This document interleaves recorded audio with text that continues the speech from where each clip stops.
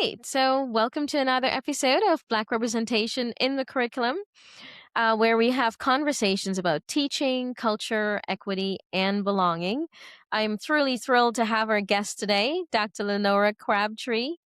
Um, we have known each other for a couple of years in the field, Not 5, and probably. wow. And I'm really excited to have you here from Dr. Crabtree. I know we're talking about Black representation, so. But Dr. Crabtree, it's almost, I guess, in science education, you come the closest to doing what I do, except that I'm focusing on Black narratives and you're focusing on white narratives. So I'm truly thrilled to have you here today to talk about that. And why don't we start with you introducing yourself? Yeah, I'm Lenora Crabtree. I am currently probably the work that I'm most, kind of engaged in is as a teacher educator with the University of North Carolina, Charlotte. I do that in an adjunct role and live in Durham. My background and really my true identity is as a science teacher. I taught high school science in Gaston County, North Carolina for 16 years, and then I taught in the biology labs at UNCC before wrapping up a master's and going on into working on a PhD in urban education. Um, that came out of a background in molecular biology. I had been headed to med school when my own children were born and decided to take a different track. So I've been involved in science and then in science education for a long time. Um, I am so excited to get to talk to you, Catherine, because I really feel like the opportunity that I had in the urban ed program to dive into literature and read education researchers and education thinkers, and not just folks in education, but to really be able to be immersed in narratives and research coming from the Black tradition that I had never been exposed to Hmm. um, was absolutely transformative.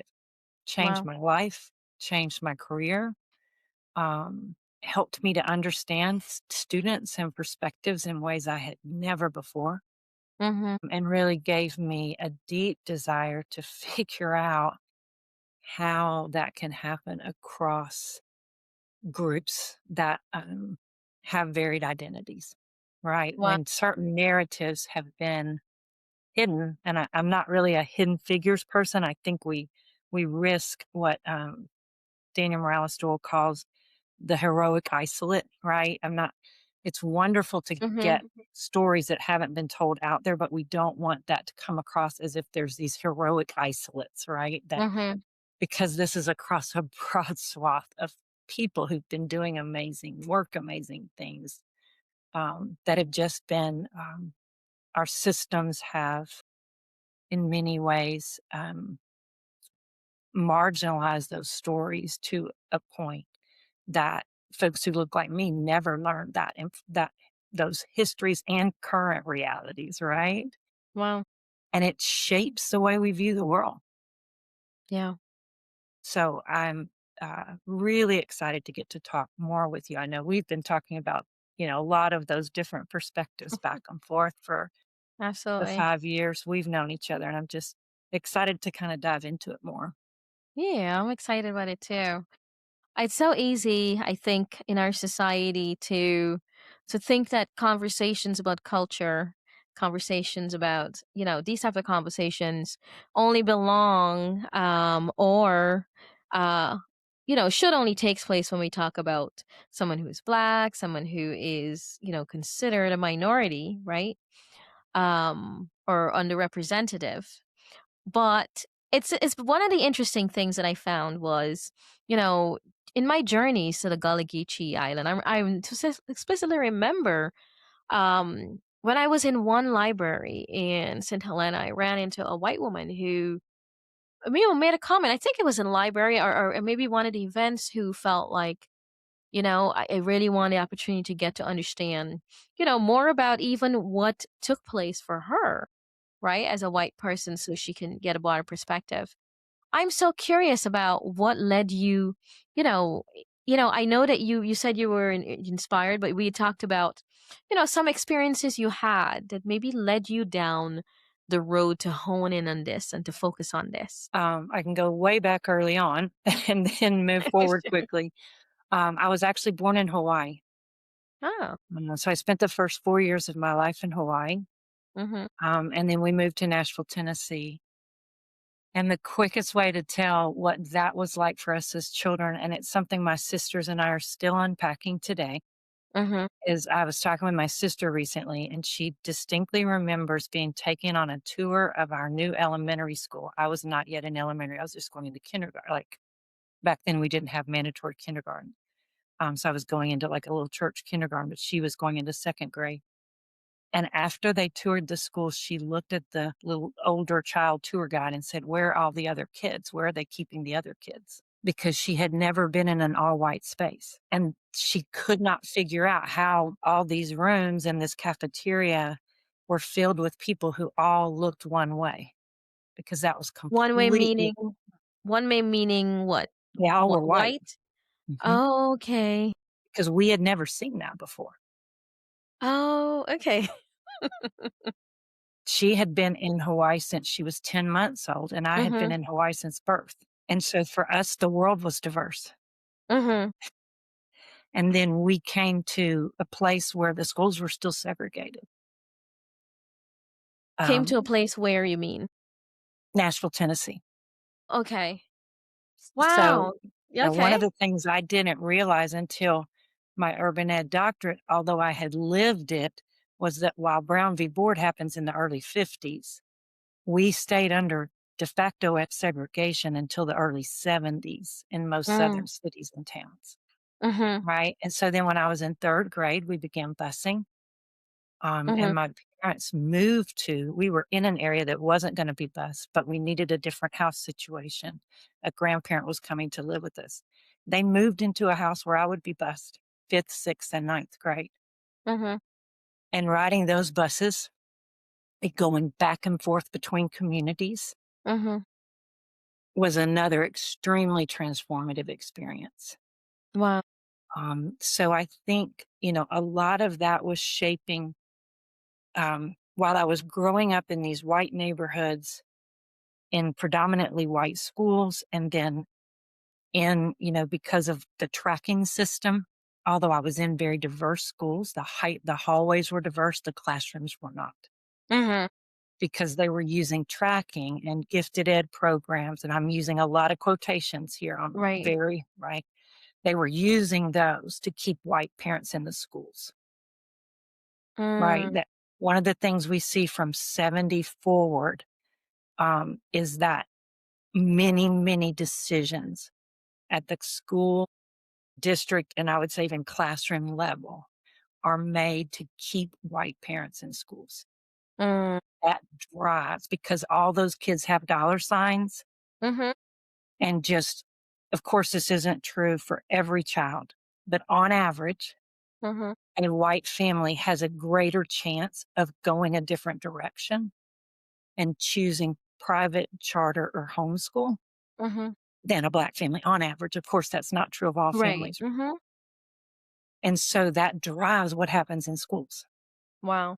because every kid has a price tag, right? Every Mhm. child comes into school with the dollar signs Right. from the state, from the Mhm. district. And so it took me years later as a student reading these histories to realize how much that had shaped my experience, even within integrated schools. And Mm. then what that does to our minds. Wow. If I'm in a hallway that looks like Hawaii, or not even, Mhm. not, probably not quite there, right? Yeah. And then the bell rings and we sort ourselves out into these classrooms labeled honors and regular and Mm. PC. And then I'm going to the bathroom. I'm a child, right? And Mhm. I look into that room and I see kids who look one way, Mhm. right? And I'm in my room and I see kids that look this way. What is that doing here? Mm. And I That's think that yeah. shapes how we see the world. I think it shapes how teachers see children. Mhm. And so that I began to unpack that as a high school science teacher when I Mhm. witnessed it I witnessed what was happening. But then I was teaching these classes of regular kids who were brilliant, right? And Mhm. seeing the injustice, the Mhm. flat out injustice that was being done. At first, I had to at first, I'll be honest, and I've written, there's a book chapter I really addressed this in because it was such a powerful thing for me. I first labeled some of my Black students in those settings who were doing amazing things as overachievers, as exceptionally hard workers, right? I still was struggling to see their brilliance, You were still struggling to what? to What do you see mean? my students' brilliance In because what way? the system had been set up for me to not Mm, see that, right. right? Absolutely. And so and I can see them today. I'm still in touch with Mhm. these young women. They became my teachers. Wow. They taught me so much. One of them is a travel nurse, and she's out in the Bay Area right now. One of them is a mathematician in the DC area. I mean, these women taught me so much about the brilliance of at that and I'll just be honest, at that point it was largely young women because most of the young men, particularly Black young men, had been so marginalized in our system Mhm. that they were rarely in um, honors or AP classes. Right. They again, I can tell you the stories of the brilliance that was there. It was just harder because middle school had really, yeah. So the tracking system is a whole part of where Mhm. I begin to wrestle with and try to figure out. Right. And then in that process, I was stumbling into text and stumbling into stories like The Immortal Life of Henrietta Lacks, Mhm. and others that when I brought those narratives into my classroom, it just transformed. Yeah. The kids wanted to talk about these really challenging issues. But still, what I can see now is so many of the narratives we were finding were deficit, Mm. right? While more like Mhm. Henrietta Lacks is a powerful story, it's Mhm. still this, impoverished Black woman, right, whose cells were taken from her. The family's living in poverty. Like, the true stories need to be told, but what we also need to be telling is, when I'm working on my doctorate, I'm reading an article and I find out that North Carolina is the birthplace of the environmental justice movement.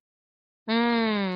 I begin to learn about what happened in Warren County in 1982 and this powerful multiracial um, fight against a PCB dump in this small farming community of Afton, North Carolina, Wow. largely Black county, largely Black, descendants of tobacco growers, right? Mhm. And that was like, why didn't I know that? How did I teach this in this state for 20 years and not know we were the birthplace of the environmental justice movement? Because those Wow. narratives are the system hides them, right? Mhm. Wow. Yeah. So that's kind of how I got to what I'm doing now, which is Mhm. these stories that are deeply connected to science have the power Mm. to support the critical and socio-political consciousness development of Mhm. not only students, but teachers, Yeah. right? And you can't Absolutely. teach what you don't know, Nope. right? So last in Billings, culturally relevant pedagogy, the central tenet is that we support our students' socio-political conscious, their understanding of systems that marginalize some while privileging others, right? How can a white teacher do that if they have not had the opportunity to unpack the systems? Right. Absolutely. Oh my gosh. You said so much there. I want to hone in on something you said. Um, where you talked about what's going on in our minds, right? Because, what you said impacted you that way, right? And remember we were talking about your homeschooling story and the reason you chose not to stay there. And but for somebody else who might see the hallways divide, right? Or um knowing that, yes, we're, whites are dollar signs, right? I mean, it's a lot of what has driven also the desire for the desegregation, right? Just so that we can have some resources. Yes, Um, yes. It wasn't so we could mhm, have great teachers. I'm sorry, right. thank you. The Black community was not fighting for desegregation to get access to excellent teachers because the Black schools had more teachers with graduate degrees, Mhm, even with college right. degrees, right, Mhm. than the white schools. It was about resources, It was about right? resources, right? And we know that when that happened, the desegregation happened, they took those great Black teachers and put them in white schools, It right? To took them also away. fired a lot of them Right. Mhm. Yeah. I and so demoted principals and all the things, mhm, and it took students away from their communities. right. So it doesn't impact everyone the way it has you, right? In other words, you wanted to see more. You wanted to learn more. You wanted to understand what had happened. What do you think? What do you think? Was different for you in seeking to go down that road to disclose and discover what you have in terms of what in those relationships you've observed, because it starts on that level, right? Yeah. The impact on your mind. What do you think was different for you that maybe propelled you down that road that maybe somebody else might not go down that road? I don't like the answer because I know. it's still back to those early experiences. Mhm. I really think those years in Hawaii had shaped me to know that there was something false about the notion that an all-white space is better. Mm. And was it just being in Hawaii, or was it because there was a transition for you Mm. that helped you to see that? Because some people might decide to use that as an excuse um to segregate, right? As opposed But to for me, it was seeing a always problem. uncomfortable. All white spaces were uncomfortable, and I Okay. didn't realize that until my adult years. I was able to go back to Hawaii. My father had been a pastor there, and I went back to visit the church where we had been. How my house was literally across a parking lot from the church, and I walked in and I just began crying because I felt at home for the first time in years. At that time, I was teaching actually in a Christian school in North Carolina. I did Mhm. not have a teaching degree, right? So that was my quickest way in. And that school was overwhelmingly white. And I could not figure out why I was so uncomfortable. Mhm. Um, and that experience helped me to understand. So the reason I don't like the answer is because that's something I can't replicate. Right? If folks have grown up in a situation where they've not had the opportunity to be in diverse spaces and Mhm. to learn from the brilliance of folks who don't look like them at Mhm. early ages, I can't like so then it's like, okay, what can we do? Mhm. Right? That can be disruptive. Right. Um, and that for me has become like narratives and stories and these Mhm. things connected to science where where we can see the brilliance of folks, and both the brilliance of folks who aren't white Mhm. and the power of multiracial and cross-racial organizing and working Mhm. together. Those are kind of the 2 things that I'm always looking for ways to support that understanding. Mhm. Does that make sense? It does. But I always have to think about the opposition, right? I always have to think about, because for me that's survival. I always have to think about current movements that may use what you say as an argument to segregate, right? Because that's kind of the argument being used. The idea that we want to keep our kids separate so that they don't get to know diverse kids and so that they don't desire justice, right? Yes. And so that they don't Yes. desire what's good for those other people. So, I mean, what's the argument for white people to actually get to know their own narratives? Like, what is the advantage, right? Because I think that's still a struggle for many in observation of how we define truth without context, right? What is the advantage and what argument would you give to those people who really need it but don't think they do? So, and you're talking about understanding white narratives and white stories as well. Right, because I think a lot of that, I think it's just very connected, Yeah. Yeah. right? Because you can't know your other people without knowing yourself. Yeah. And because you focus on Black representation in the curriculum, there are stories that I've used and learned and found power in that involve Black persons, right? But then Mhm, there are also some stories that um, that the entry point for me was through a white person's story, mhm, right? And for me, that was the person of Ella May, mhm, who was a white female mill worker in Gaston mhm, County in the 1920s, mhm, whose children were dying of a disease that turned out to be a nutritional deficiency. I later learned that there was a doctor in the Chapel Hill, Durham area that had figured out that disease and was treating it successfully here, but that information wasn't widely known. But LMA ended up joining a strike, fighting for justice in that community. And in part, one of the things she did was recruit. She lived in a Black community. It was the only thing mhm. she could afford. Yeah. She recruited Black workers into the strike, and she was shot through the heart for doing so. Well, she was shot. She was murdered. Wow, okay. She was run down by a group of 6 white men while Mhm, she was riding in a flatbed truck with, other organizers and some Black men that they had were recruiting into the movement. yeah. The truck was run off the road. The men Mhm, advanced toward the truck and shot her through the heart wow.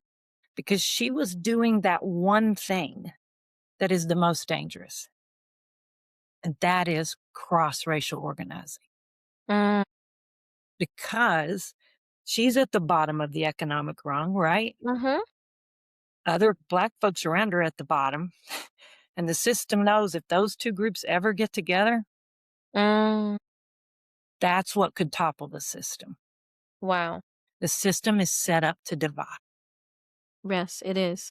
And Ella Mae's story taught me that more powerfully than probably any other system, because Wow. I had lived in the county where that happened, about 8 miles probably from where she was murdered, Mhm, for 23 years at the point that I uncovered her story. mhm, I didn't uncover it. 2 books came out about it in 2016, and it was another, "Why didn't I know this?" Right? Why didn't I know that North Carolina was the birthplace of the environmental justice movement? Why mhm, didn't I know that about Ella Mae Wiggins and her murder and this disease called Pellagra and the mhm, deep impact it had, not just on mill villages, but on tenant farmers, mhm, and this entire system that was set up to say, "No, it's not the fact that we're depriving them of the funds," right, to have nutrition, have a diverse diet. It's mhm. their own ignorance. It's their own Yeah. stupidity, right?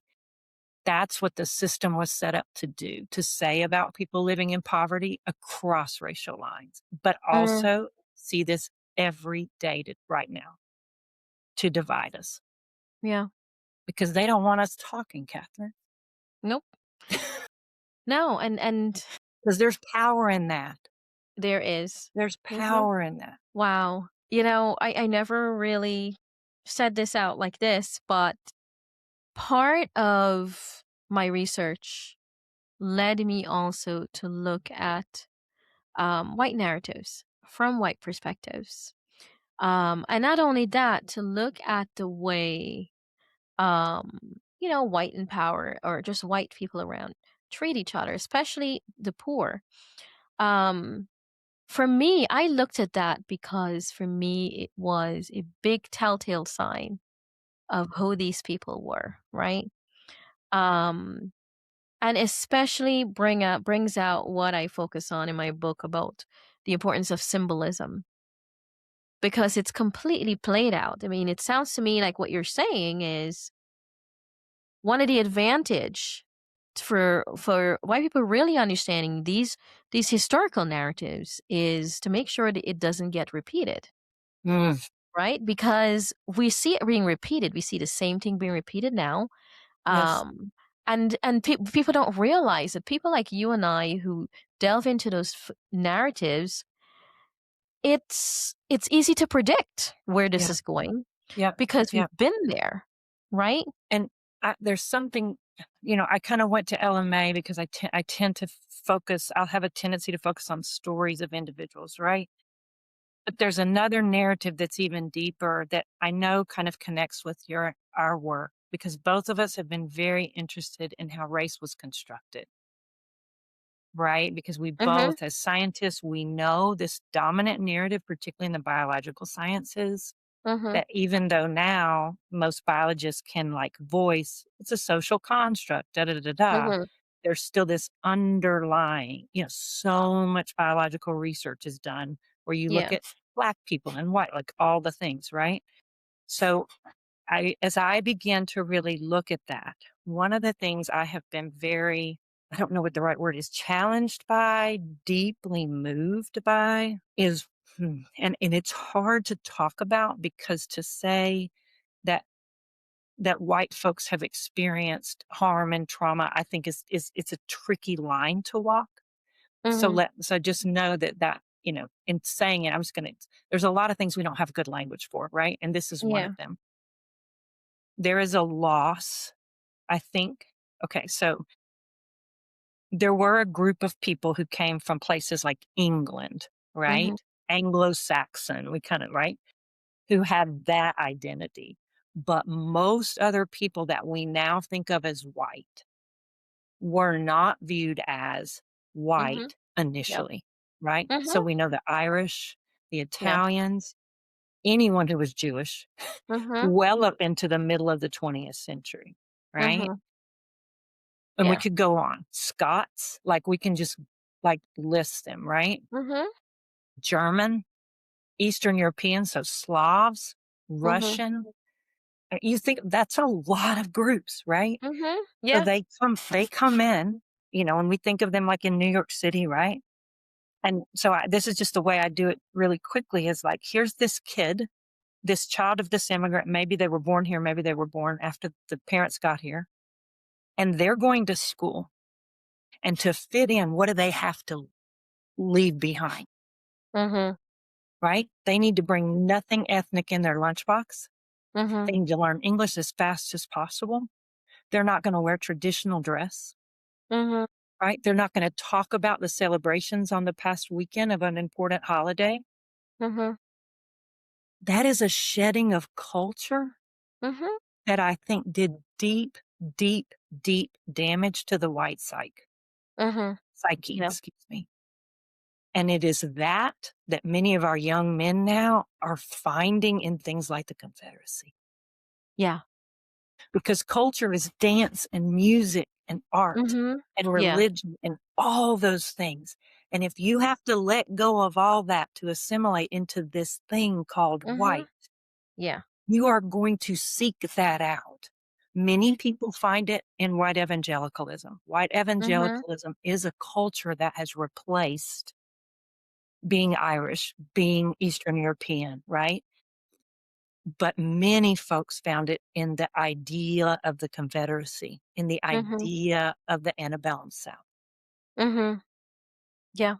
So, I grew up in Nashville, so the country music scene, like all of it, right? Mhm. And you know, the roots of all of that music were in an amalgamation Mhm. of the folk songs of Ireland, Scotland, and what the black folks, what African folks were bringing, right? With the Mhm. instrumentation, the banjo. Like that Yeah. story is so amazing.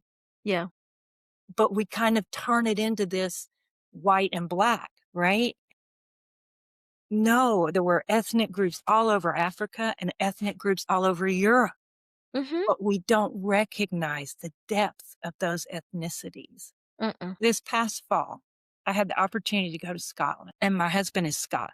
On two, he's apart from two clan. He's both English and Scottish, and he's Mhm. got roots in two clans. And we went to the Highland Games in Bremer, and I sat there and cried Mm. because I'd never been in a place where white people were wearing costume and doing dances and doing games. Mhm. Does Wow. that make sense? It does. It's When because of we how lost that. We lost right. those connections. So, like, yeah, Mhm. I hope I said it in a way that also says, "And we gained power," right? Absolutely. I mean, I don't wanna deny that at all, no, I mean, it was but we gave a up a lot for the power. you gave up a lot for the power, but you have the power, right? A lot of it is what, Dr. What do you King, we do were with it? talking about. We were talking about the erasure. You erase yourself so that in order to belong. And that's something I wrote about in my book. I wrote about in my book that because I was making sense of even what Toni Morrison had written. And one of the things I really concluded was the desire, the urge to make sure that we don't feel like we belonged. Understanding where that comes from, understanding that it came from a deep sense of them not feeling, whites then not feeling like they belonged, right?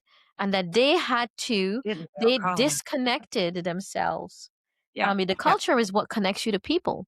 But what I think a lot of people don't realize that their disconnect from that culture is what laid them bare to being manipulated, right? Because they chose not to face the truth. They've chose not to deal with what we're forced to deal with, right?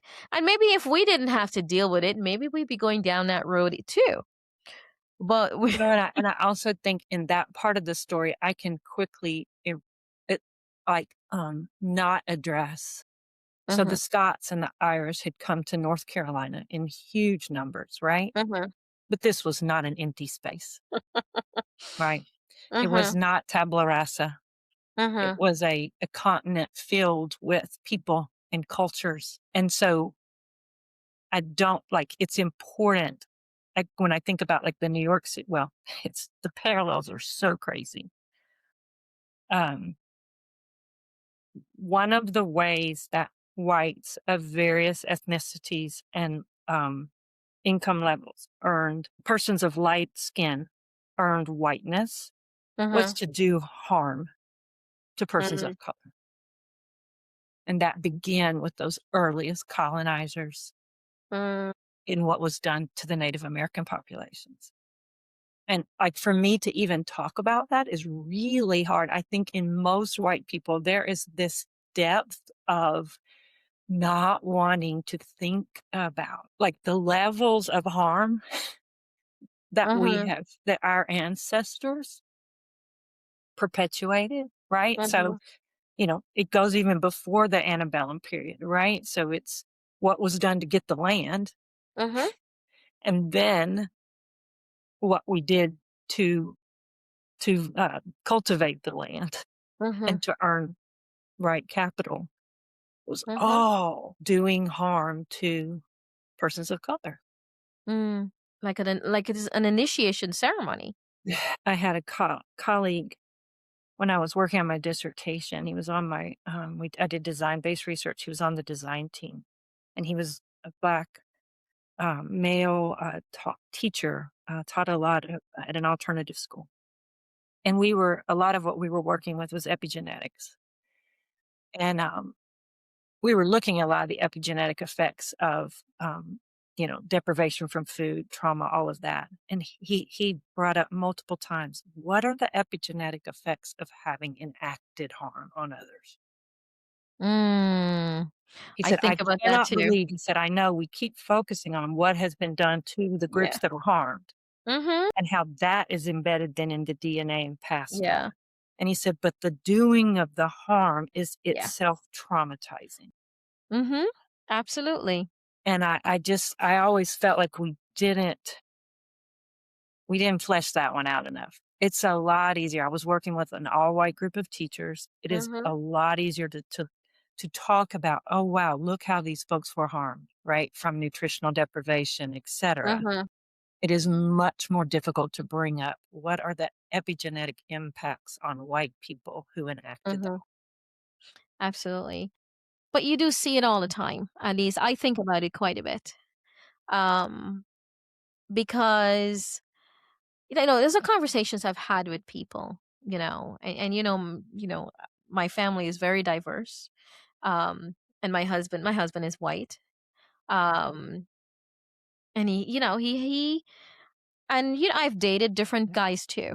And part of the conversations that have come up in the past was me really having conversations with people and saying, seeing how they even think about the women in their lives.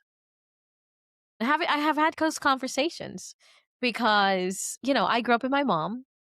I haven't had, you know, the I haven't had the opportunity to develop a certain way of thinking because of how I was influenced. I grew up with my mom and my grandparents, and so I'm close to them. And so my husband is the opposite. He grew up with his dad. So could you imagine? And so the other guys I've met too, a lot of them, grew up with their both parents, but you see the influence of their fathers and impact on perspectives. And so these are conversations I've actually had in relationships where I tell them, have you ever had a conversation with your sister to see her perspective? Because, that outcome you're describing does not come from that rosy outcome you're describing, right? And so I get to see on a different level how personalized the impact is on what we bring to society, right? We like to post this picture about forefathers, right? This rosy picture because it's the goal idea was people were building a symbolic structure, right? Because with a symbolic structure, you can control people, right? White Because patriarchy. what's that? The white patriarchy, Right. Um, and the deep ties too to religion in there. mhm. And you get to see that those actions, they were passed down. Those are learned actions. So I think about this quite a bit. What did you learn from your ancestor that allows you to treat someone else poorly today? Um, And you're reminding me, I shared just a few minutes ago about some of the young women in my classroom, in the early part of the 21st century. And one of the things I realized much later that they were showing me was a lot of the ideas I then found in Black feminist thought. When I mm, began to read bell hooks, mm, Audre Lorde, Patricia Hill Collins, The mhm, Matrix of Domination is mm, three-dimensional, right? It's mhm, not this simple schema. And that those young women had learned that from their mothers and grandmothers and other mothers, right? mhm, And they had that Black feminist thought ideals. And this white woman coming from a Southern Baptist, extremely patriarchal background mhm, did not have that perspective. I pushed mm, back against feminism and all those ideas. I was very much raised that that was of the devil. Um, mm, mm, and so, yeah, just realizing how they had been showing that to me, right? mhm, And then reading it, that was again another whole. Like I remember reading some of those texts, like, why did I never? Was I never exposed to these mm, texts? Right? You've referenced mhm. Toni Morrison several times. For me, it was Audre Lorde and Patricia Hill Collins, just Well, earth-shattering, and I know that, and then looking at what happened in the feminist movements in the '70s and '80s, and still that tendency for white women to deny, their sisters of color that true equality. Right. Because they benefit Proximity from to that. white men. Um, from that, I know one of my good friends, she's white, and that's a conversation we've had, over the years, seeing the contradiction of behavior because she's learned to not value herself as much. And I'm not talking about, and I've noticed this, but not just with several white female friends I've had. I still have that. This comes even from their own mothers. Very much Where so. they're what's that? Very much so. Yeah, this come even from their own mothers, where they get to see their mothers not value them as much or value their brothers more. And so it does something to their self concept so much to the point where, I look at them do these contradictory things where they say, they're really stressed because, what their husbands are doing, but then they do the thing that facilitates it. And then they're really upset. And I'm just thinking, yeah, I like, okay, I don't quite get that because I But I've don't do found that it happens even when your husband is not a domineering or it. abusive person. Very true. I remember the other day I did something that was stupid, just had to do with booking an airline ticket and, I made a change and then it wasn't refundable. It was just a dumb move, right? Where, Uh-huh. um, and I wanted to talk to my husband about it. And I literally remember saying out loud to myself, and he will not berate you or denigrate you. I had to remind myself of that. Mm, And when I told him that, he was like, Where did that come from?" Because he never would have, right? mhm. But it Right. is so in my lived experience of what it means to be female Yeah. that we do stupid things with money, and that is deeply embedded in my home experience. Mhm. Again, although my father was not abusive, it Mhm. was something that was very strongly conveyed in our household. Yeah. And so I think it's fascinating to see how many of us continue to live and tell ourselves, have these self narratives Mhm. that even though we may be now married to people who do not have those, like, they're not Yeah. saying that, right? I know Right. some women are experiencing that, but even those of us Mhm. who aren't, Mhm. the the words are still there, Yeah. right? And we've gotta do whatever we can to make sure we keep our husband, like, Mhm. keeping that proximity to white males is real, and we deal with that absolutely directly. We run into Absolutely. in the teacher education programs. Mhm.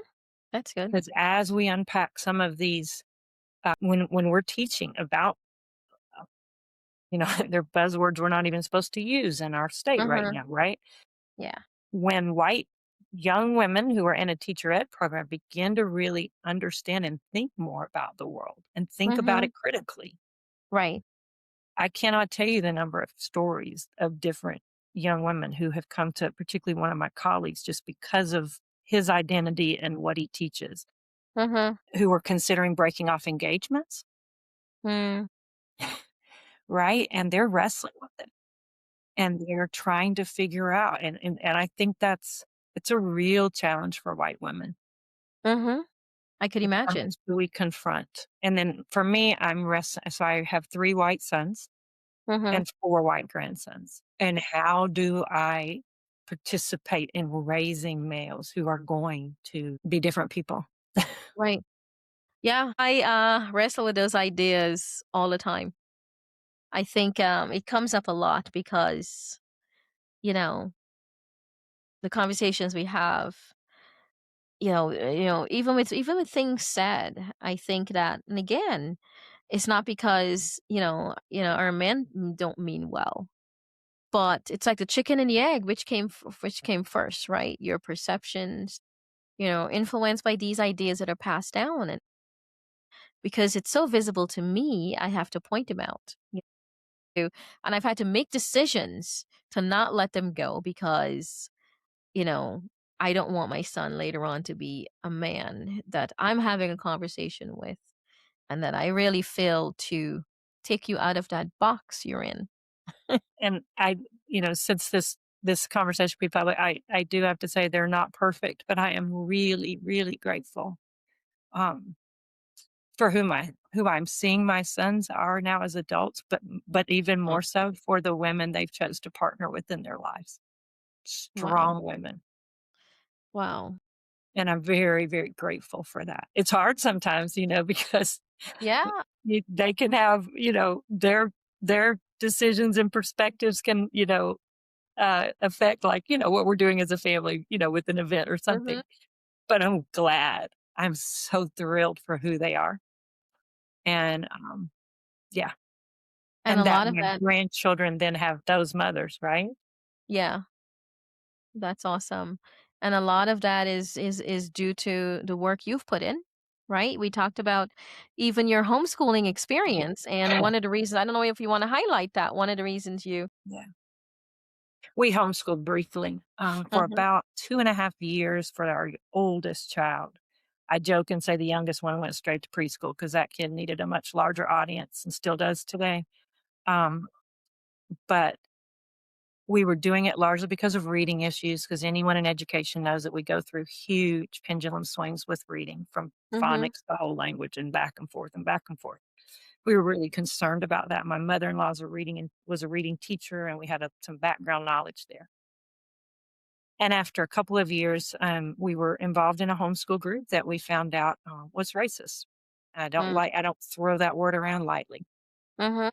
but they would not. We asked some questions and found out about who was being allowed to be a part of the group, and we got up and walked out, Mhm. which then created a very lonely situation for us. Mhm. And all recognized that we needed more people. And we had an excellent public school. The boys went into it. I started tutoring there. The principal said, "Crabtree, you're actually a teacher." And that's kind of the rest is history. So I'm really grateful for that school, for that Mm. principal, Yeah. and that my sons then could go into that setting that my youngest son is still very, very close and to some of the young men that he met Mhm. in his kindergarten and first grade classes. And they're a very, very diverse group of young men. Um, and the way they have been able then to share lives, I wouldn't replace that for anything, anything. And there was a point where my oldest ended up in law school and was exposed to a lot of young men of various ethnicities who had attended some of the boarding schools in the Northeast. And he felt he was just from this public school in this, semi, some folks call our county urban because of this very interesting post mill culture that it has. Mhm. And he felt really like about his, like, "Mom, I haven't read these, Keats, and I haven't been in these Socratic seminars." And I Mhm. said, "Son, you got an education in those schools that money can't buy, Mhm. because money can't buy you spending time with folks Mhm. whose, parents have a fourth grade education, or Mhm. entire generations worked in the mills, all the things, right? Mhm. You can't buy that by going to the fanciest private school. Right. And it teaches you something about life." Mhm. Um, and he's now an environmental lawyer for the state. And he, works on things like the coal ash and the hog farming. And I just have to believe that there's something about spending his formative years in those classrooms. Mhm. Wow. I'm really grateful that Yeah. public schools were an option. We're there. Mhm. Absolutely. Um, I think about also one of the things that people don't realize, because you embrace and you're not afraid to be around diverse people. Um, but people don't realize the freedom that comes with that. People don't realize that. More. I know. The people don't realize that a lot of the strong feelings and reactions are really indicative of what is controlling them, and what kind of holds them in like an internal prison. because you're not free to be you. You're defined by that thing you hate. And oftentimes, those are people I've observed that don't take responsibility for their actions, don't really, that it's other people's fault, that it's their fault, that they're doing this. It's my fault that because they have, I don't have, right? And that there's a lack of freedom that comes from thinking that way. Um, but one of the biggest things that I've even observed was a challenge for a lot of people to not only think that way, but also to even free themselves, right? To take control of themselves or their own lives. Um, because for them their solutions are so external, whether it means that they have to hurt someone or respond to some way in some way to someone. But I say that to say that I was mentioning this on my last podcast, that I I introduced some students. I introduced students from all backgrounds to Brené Brown's work. I introduced him to their TEDx on really, shame and vulnerability. You know, Powerful. yeah, because a lot of it is driven by that shame. You know. That's fascinating. You were talking about freedom and liberation, and, it reminded me it's actually a passage from a Brené Brown book, Mm, and I need to figure out exactly which one it's in, but she was quoting a young woman named Jen Hatmaker, okay. who's one of the there's an entire it's called ex-evangelicals, folks who've come out of the white evangelical tradition, and she talks about how hard it is to take the first steps out of a monocultural community, Mm, and that it's terrifying. It mhm, feels very lonely, and that when you get that first couple of steps, it feels kind of almost a no man's land. mm, But if you keep going, you will find yourself in the richest, multicultural, multi-perspective milieu of, life. mhm. And that has been exactly my experience. Wow. Yeah, I recently had guest Dr. Joyce E. King. Mhm. This is on education for liberation. Did you say Joyce King? Yes. Who wrote, shoot, sorry. Who Heritage knowledge in the curriculum? I'm thinking about she writes about disconsciousness. Okay. Is she older? Yes. I don't know Quite a bit all of her older? works, but it might Yeah, be the same I person you're used a thinking of. lot of her work Mhm. in my dissertation, particularly about she writes about, um, the order of things as given Mhm. and challenging white teachers Mhm. to Sounds like her. be willing to disrupt, right? Mhm. The Yeah. order of things as given, that we grow up with this idea that the way things are is the way Mhm. that they naturally are and should, Right. like, Right. yeah, And that's especially now being promoted, right? That's exactly. especially now being promoted. I couldn't help but think that a lot of the promotion I see, um, I think we're all gonna learn some more hidden reasons, you know, especially when I see, certain mindsets. I think women are gonna, have a rude awakening. And I'm already beginning to see some people talk about it, and at least one person so far talk and write about it. But yeah, I want to segue a little bit because there are two things you had mentioned to me, not just now, but before. Mhm. And I want to link these two somehow before I segue to Black Connection. So I was fascinated, and I even looked up a little bit of this last night because you look at Pellagra. And I looked it up a little bit, and you can correct me where I'm wrong. I did not realize how close that was. Like, that was just in a recent, what, That's 100 years. teen, huh? The US epidemic was 1900 to 1940. Mhm. 3 million cases, Mhm. over 100,000 deaths, Yeah. and an untold number of people developed severe mental illness and were institutionalized in what were called sanitaria Mhm. during that time period. Yeah. And that was I read a little bit, but I want you to talk about why you focused why did you choose to how did you use that story? Why did you choose to hone in on it? I imagine you've done some studies and saw some of reactions. Can you share a little bit about that? Because I was just fascinated by the big picture here. Yeah. So, when I was, um, working toward that dissertation phase in a doctorate, we did some pilot work. I had gone into the whole process thinking about developing science curriculum that had a social Hmm. justice lens. Yeah. And we did some pilot work, and what we found was the stories, and in that case, we were using the environmental justice movement in Warren County. They were actually helping the teachers to they were supporting their socio-political consciousness, the participants, right, in the workshops that Hmm. we were doing.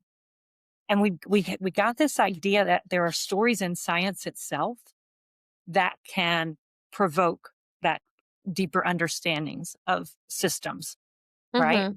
Inequitable systems. And then I was reading more about LMA. Hmm. So a historical fiction book, The Last Ballad by Wiley Cash had come out. That's what introduced me to the story. Hmm. Then her great granddaughter, who's actually a teacher, a public Hmm. school teacher in Asheville, North Carolina, had written a nonfiction book. And I learned that one of the things that got her involved in the strike was her children were dying. Hmm. She had come home from a night shift, and a 9-year-old girl was patting an 18-month-old boy who was finally quiet, and he was dead. Wow. And it said he died from Pellagra. I had Hmm. never heard of it. I Wow. majored in molecular biology. I went to medical school. I'd lived in a mill town for 28 years. I had never heard of this disease, and I went down a rabbit hole like none before. And what I eventually learned was, that it was a niacin deficiency.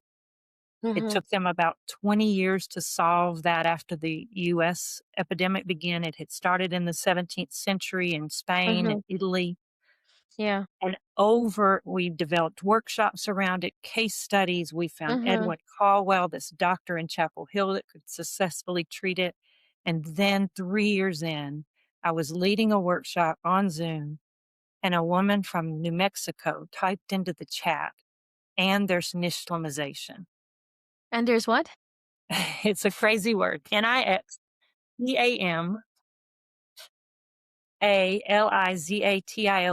What it is the way that folks with indigenous heritage learned centuries, millennia ago, to Hmm. process corn. Hmm.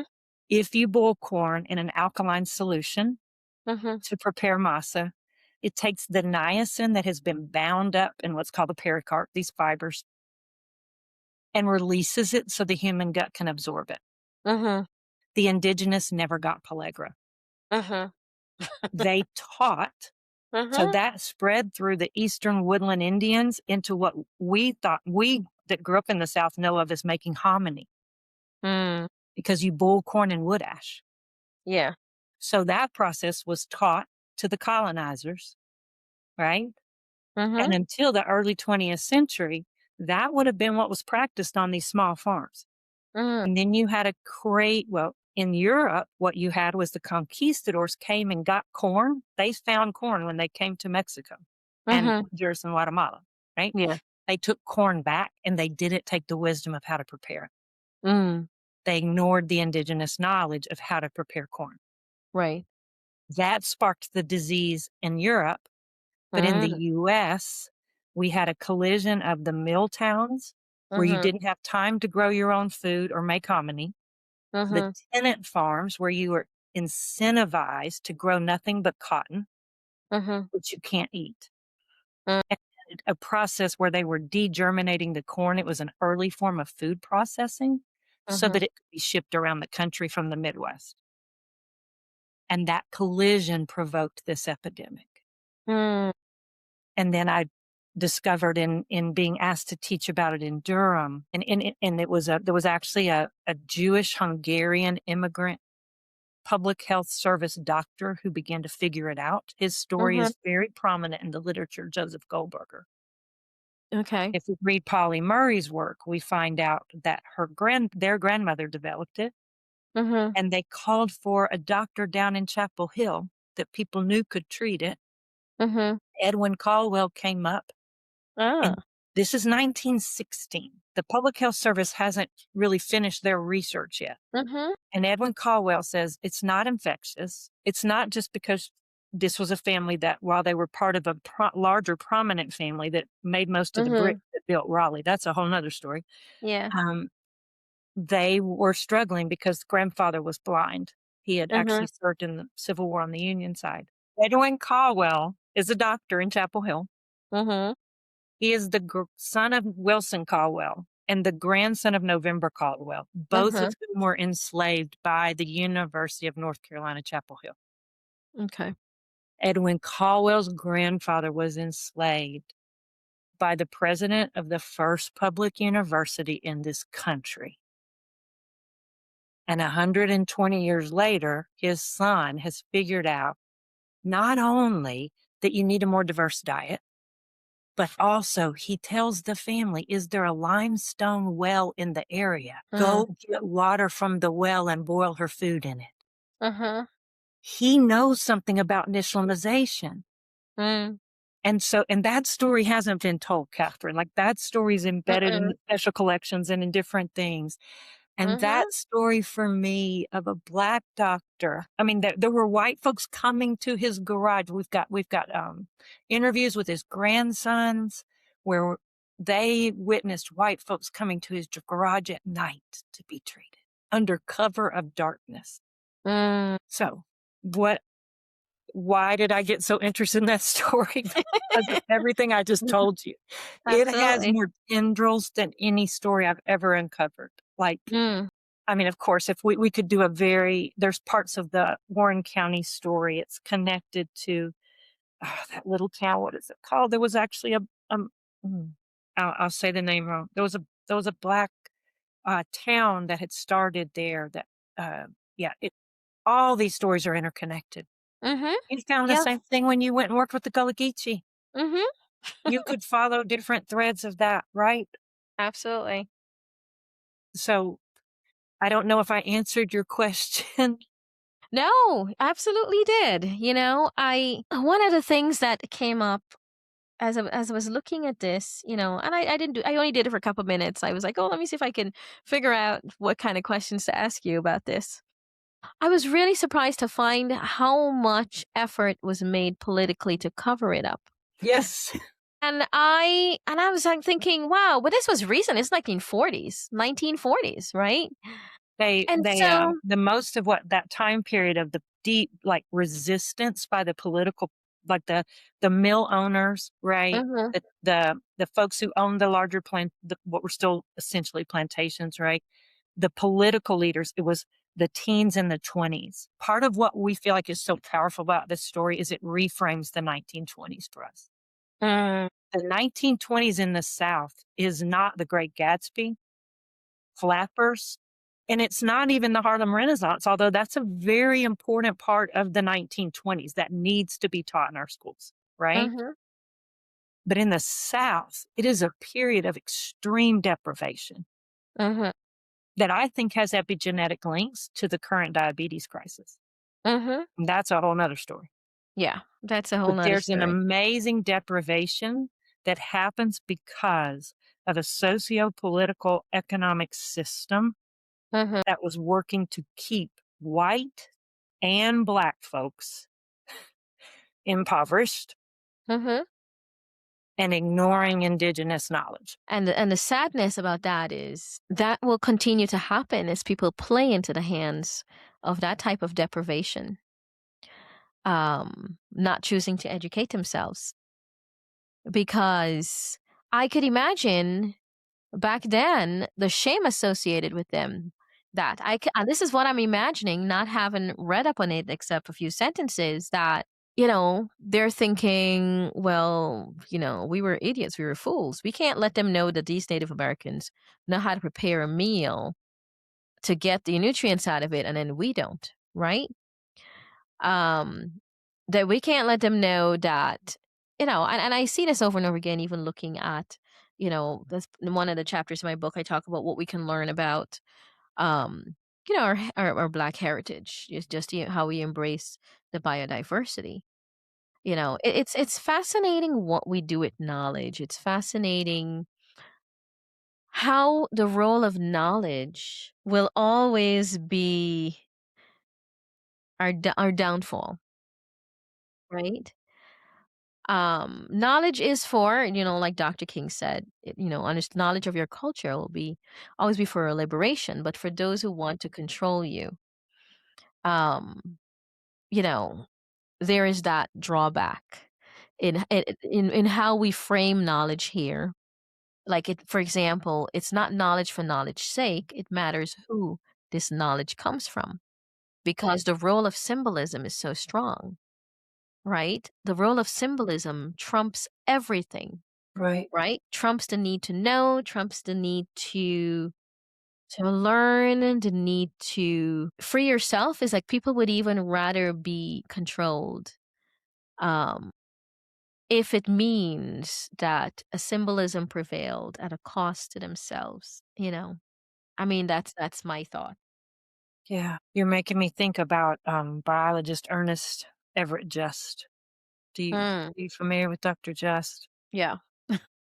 And in the early 20th century, his studies with cells and fertilization and marine Mhm, organisms were leading him to a theory of what he called nuclear restriction, mhm, where whatever was in the nucleus was actually being impacted by the environment.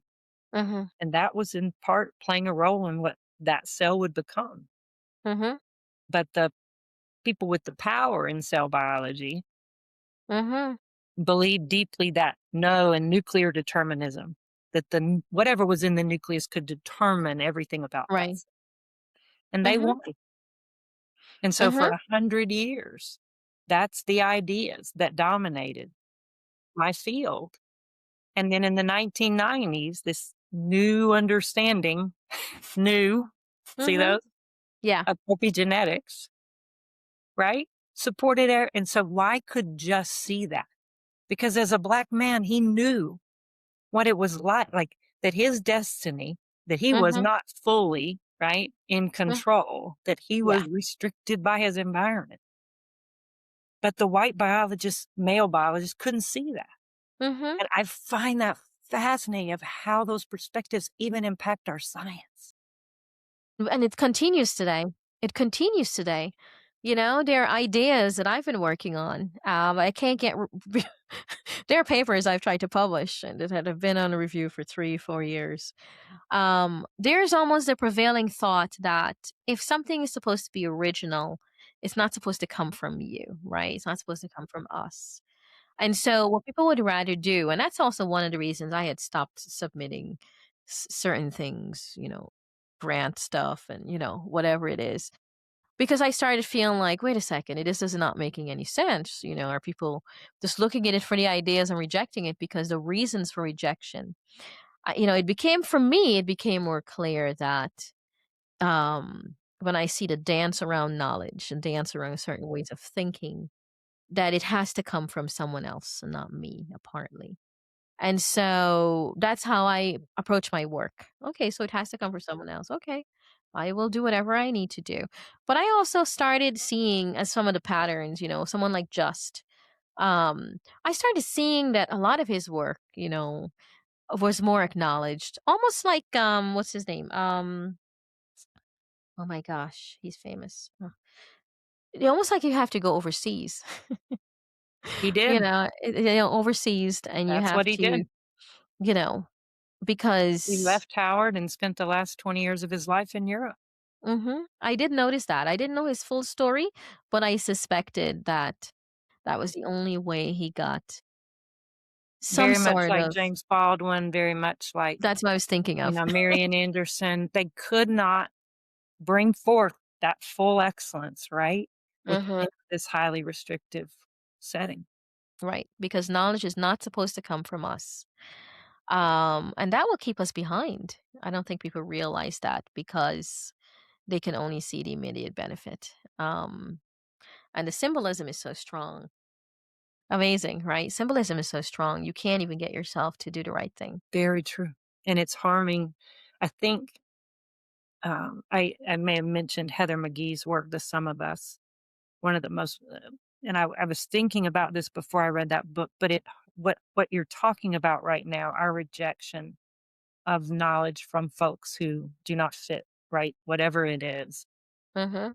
In this case, often white, male, patriarchal. And then today, even I would add to that evangelical, right?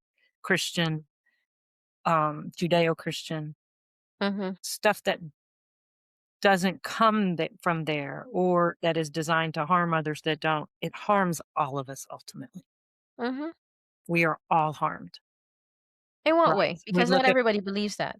We look at Pellagra, Mhm. everyone was harmed across racial lines, right? Across cultural lines, right? We look at, as Heather McGee writes so powerfully about, filling in the swimming pools across this country to not have to integrate them. Beautiful public swimming pools. Mhm. And not Yeah. all white people could afford a country club or a gated community. And so they literally went without a pool for their own children to cool off in the summertime so that their children wouldn't have to swim with. That's the way she introduces the book. And it's such a powerful, and it's not a metaphor. It's a reality, Yeah. right? Yeah. And it harms everyone. And again, it's one of those things that's hard to talk about Mhm. because there are so Imagine. many benefits to whiteness, but there are also some real harms. And Right. how I think figuring out how we can talk about that might be helpful. Hmm. Is that But it's a Yeah. hard thing to talk about. It is. I'm sure. Um, it's amazing because I guess putting it in perspective, whiteness as a symbolism is so strong that people would rather have. I mean, from what I remember from the numbers, was it 100,000 white people who died from People. Pellagra? There were over People 3 in million general? cases, over 100,000 deaths. Well, there was later studies done, and this is something you won't find quickly on the internet. Mhm. There are later studies done. So the most of the cases that, were studied and documented, were among white folks in the Mhm. mill villages. Yeah. But, this public paper, I think the publication date is 2003. The research was done in the '90s. They went back and looked at census records, Mhm. and at the height they began reporting the cases in 1915 on the census. It became like one of the causes of death listed on the census. And it looks like, from just the rough estimates, that over 40 times the number of Black women as white men were dying from pellagra. Black women as white men. Wow. And if you Wow. then you think, like, when I've shown that graph, right, with a Mhm. group of teachers, I did this on Saturday, actually, um, in a workshop, people just go, "Of course." Wow. It doesn't, if you're it doesn't really matter what background you're from, you're in the South, you look at a thing that shows you that this disease of nutritional deprivation Mhm. was having a greater impact on Black women than white men in the South in 1920. It's not like a shock, it's everybody kinda Mhm. goes, Right. "That makes sense." Right. But I guess the one we won't look at is the fact that Native Americans weren't affected, right? I That's what guess they that's the missed. one. Hmm? They missed that. Mhm. They missed that. I mean, Oh, the fascinating they thing for me missed. is you could study Pellagra for Mhm. I studied it for 3 or 4 years and didn't stumble on that until that one person put that word in the chat, and then as soon as you research nixtamalization, you'll find out it Mhm. prevents Pellagra. But Yeah. you can research Pellagra for years, at least I did, and you Mhm. don't find nixtamalization. That's how hidden the indigenous knowledge is. Mhm. It's interesting because as I was digging deep, I kind of thought I came across a story like that, and I don't remember if I did or if it was from attending your talk. Yeah. There's Um, one particular article that I found when I started, like, being able to connect the words that's mhm, powerful, that really unpacks this story, but it's publication, like, 2018, twenty mm, nineteen, and it was in a, like, a sociological journal, mhm. I think I you did. know I wonder you if. know? It's called, I think it's that one may be cultural ignorance. I do have to say, Catherine, and I know I didn't know how far you wanted to get into this, but the really amazing one of the most amazing teaching experiences I've ever had was to be unpacking that whole story in a classroom where about a third of the kids were of Southern Mexico, Honduras, and Nicaraguan descent. Mhm, And when we got to that part, we asked if any were familiar with that practice, that process, and mhm, they were.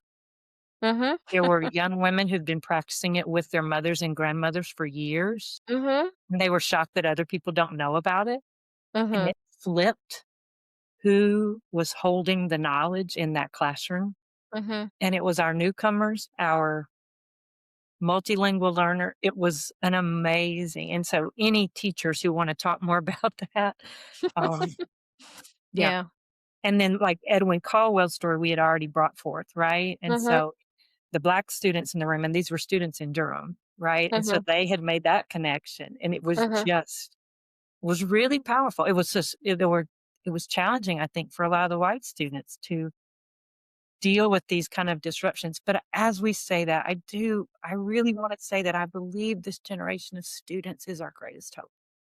Mm, When I walk into classrooms today and see the various cultures, ethnicities, languages, mhm, ways of knowing and being represented in one space, right? mhm. I deeply believe those kids will be able to help us find solutions to create a more just and equitable world in which all of us can thrive. And that is my hope. I I wish I shared your level of optimism because I've observed the extent to which symbolism is such a stronghold.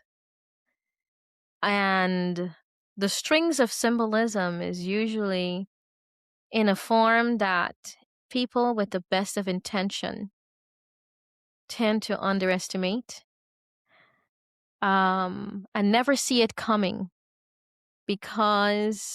because they, what's the word? They treat that with, I guess, with a similar. They're more positive, right? Whereas I'm more skeptical because I've seen the repetition, and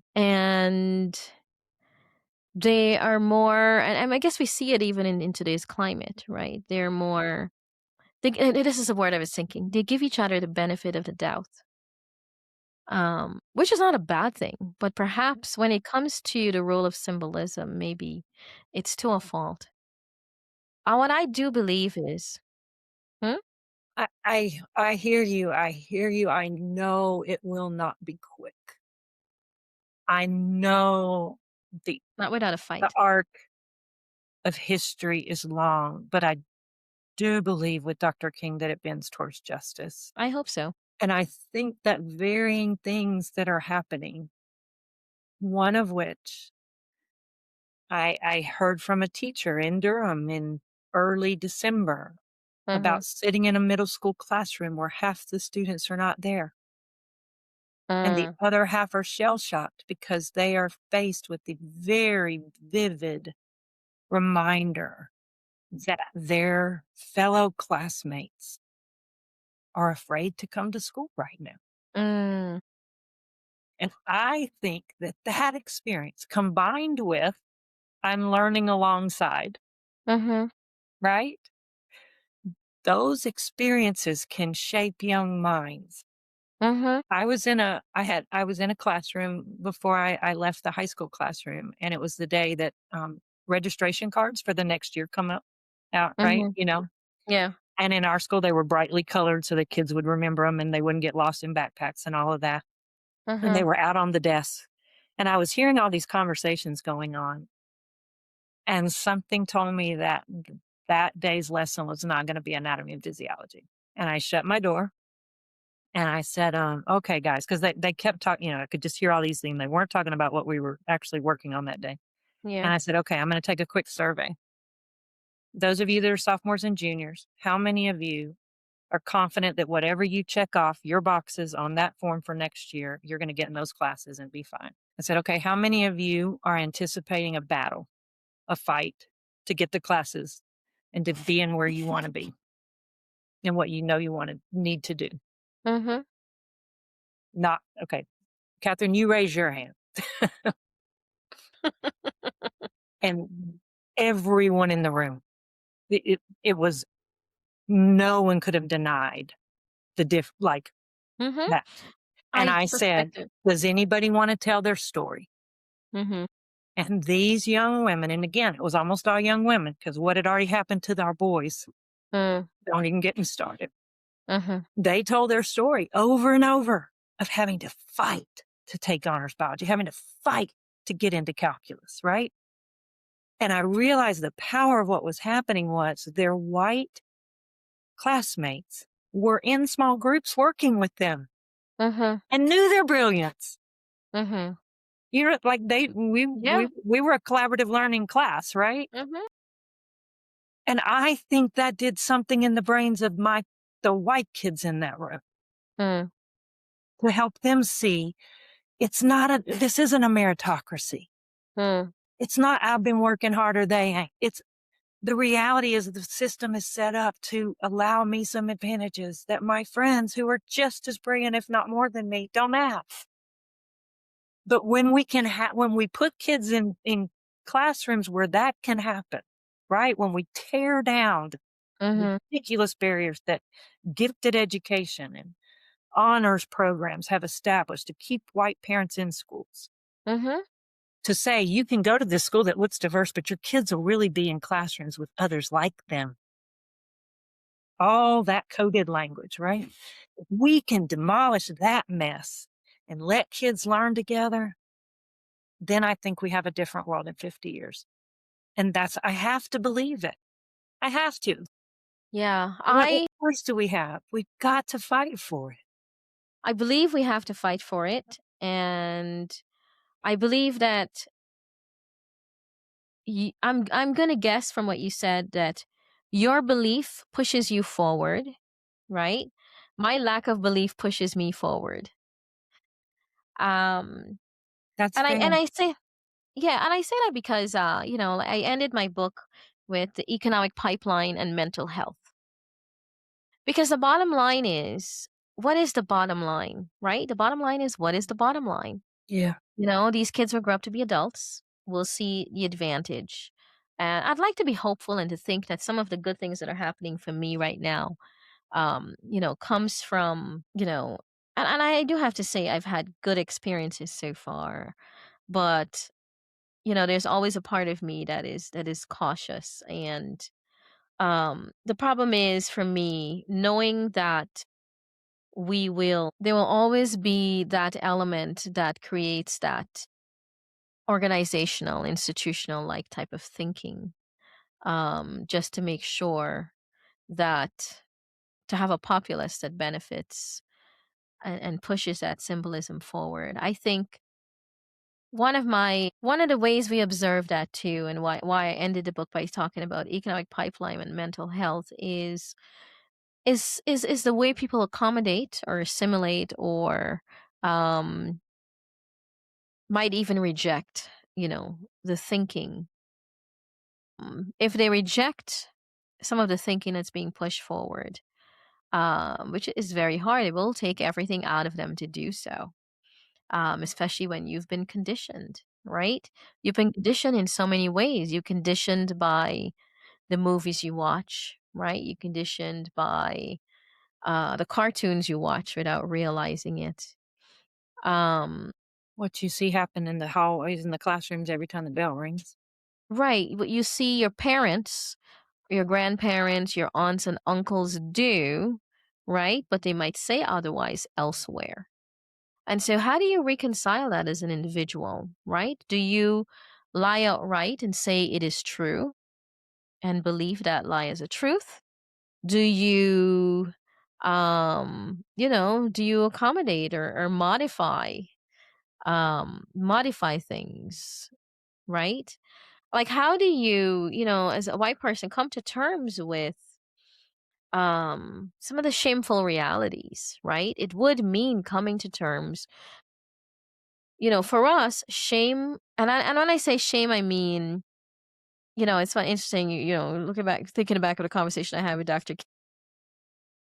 And she corrected at me in saying, not necessarily shame, but where others try to shame you, right? Mm. Yeah, yeah. It's a difference in, like, slave and enslavement, right?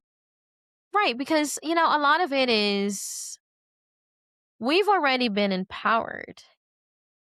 Many of us, not all of us, I say many of us as Black folks, we're used to that.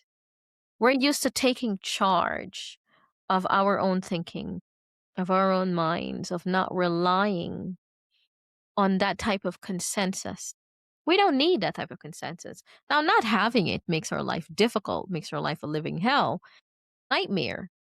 But we know we have to get ourselves. Um, we know we can't rely on that consensus. Whereas, if you're, like white people person might be used to relying on that consensus, right? And it would what it would require, what I should say, what would it require to get yourself there? You're talking about changing the way you think. And that means changing everyday thoughts. That means, are you going to change your conversations? That's an uphill battle because, that comes from a deeply personal place. And so I have to think about, as a Black person, where am I going to bear the brunt of the fact that there's still a great benefit for many to keep things the same? Yeah. I hear you, and yeah, yeah, there's two big things that are rolling around in my brain right now, and one of them is that given the degree of polarization that we are now experiencing, and this was not true 15 years ago, but given the current degree of polarization, I think one of our greatest challenges is gonna be that for many white folks to actually, as you said, allow their minds to be changed, right? To make that shift will require they leave communities, and that Or was not the case 15 years ago. Now the divide is so stark that it actually requires often folks leaving a church or leaving a club, leaving a like these collective groups, right? And that's harder. You're right. That is harder.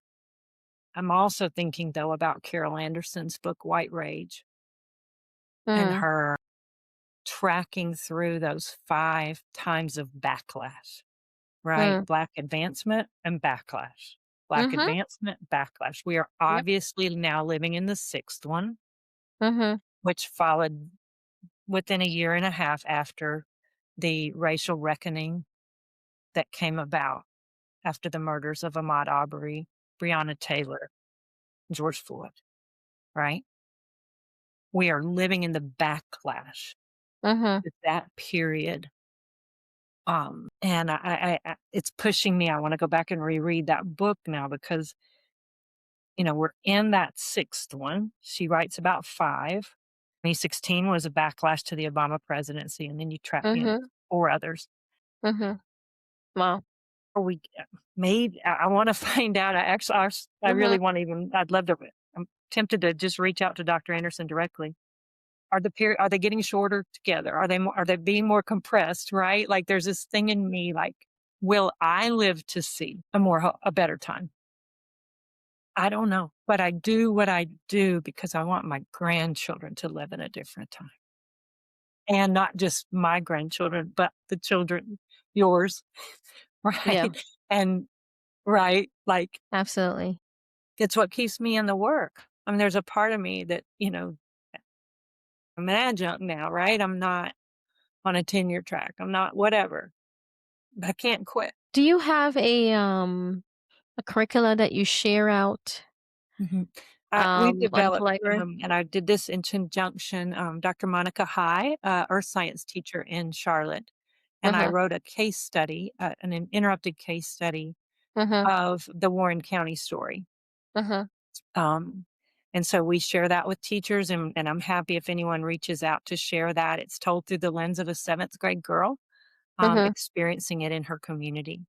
And then as part of my what I the way I tell the Pellagra story most frequently is through an interrupted case study. It is also a chapter in a justice-oriented phenomenon book. There's a curriculum and New Vision Schools uses.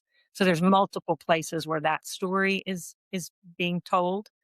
And then it probably needs to be a book or a podcast.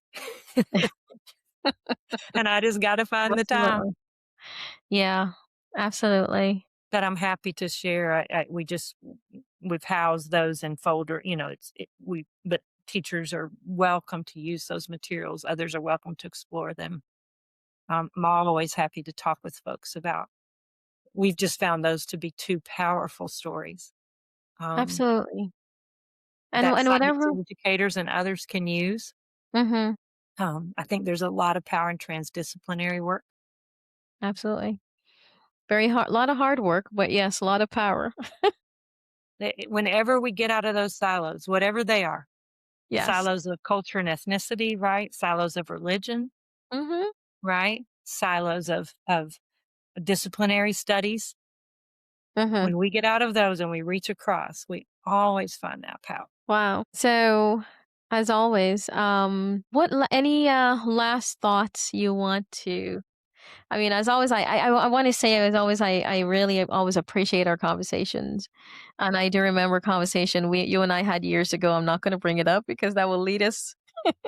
I'll have to remember to Yeah, if ask we you if we that. get into Well, yeah, yeah, um, yeah, I would love. We didn't even talk about the social construction of race. Like that's a whole nother ballgame, right? I think I don't. I'm sure you have a diverse listenership and viewership, and I don't know how many white folks will listen. I hope some. And I guess just if I had like a mhm, last word, it would be that diving into really looking at a lot of this stuff is hard.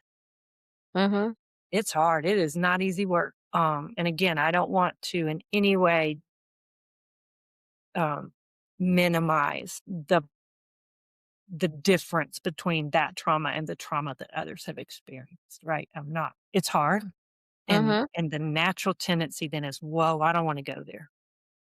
We have all kinds of protective mechanisms in our nervous systems to say, don't go toward pain, right? right, We have natural selection out the wazoo to not go toward pain. But I will say that if you will look for and find whatever that is for you, reading, listening, community, a friend that you kind of had these conversations with, but you just weren't sure how to go there, whatever that is, I just challenge you to go toward it, to go toward what would help you both unpack your own narratives mhm, and be more open to the narratives of others.